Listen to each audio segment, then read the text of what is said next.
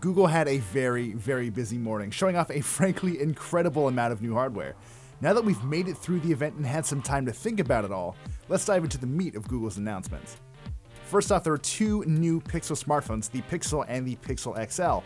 The smaller Pixel has a 5-inch 1080p screen, and the bigger one has a 5.5-inch Quad HD display, and that's really the biggest difference. They both, for example, have a Snapdragon 821 chipset with 4GB of RAM, and both have, frankly, excellent 12.3 megapixel cameras with HDR+. I gotta tell you, I didn't get a chance to use them for very long, but they are, right off the bat, some of the most exciting Android camera developments I've seen in a long time.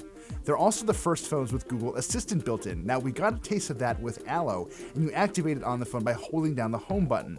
From there, you ask the assistant to hail you an Uber, or find nearby restaurants, or even check your calendar.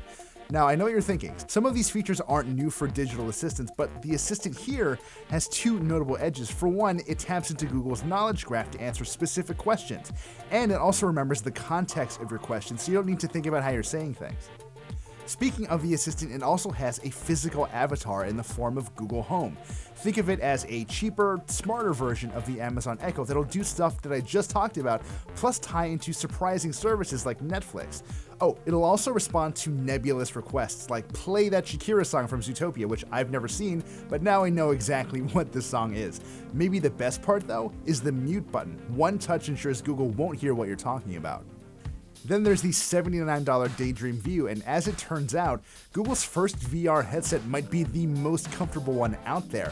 It's not perfect. I find the field of view in the headset to be a little limiting compared to something like the Gear VR, but it's very light, it's very comfortable, and the control system is actually really, really cool. Once you open up the headset itself, you can remove a wireless remote that sort of acts like a Wiimote, so you can point at applications, launch them, and interact with what you're seeing in front of you dead simply. It's fantastic, but maybe not for everybody. Beyond that, we do have a couple new things for the home, like the Chromecast Ultra, the first version of the Chromecast to play 4K and Ultra HD video, and a set of new wireless routers called Google Wi-Fi.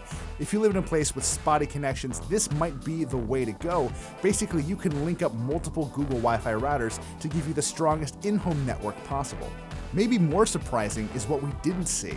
There was a lot of software at this event, maybe even more than we expected, but we didn't actually get a glimpse at Andromeda, the fabled Google Android Chrome OS hybrid that's been rumored to make its appearance for weeks and months. It's an interesting direction for Google, and I can't wait to see how and if these things converge, although I really was hoping we get to see it today.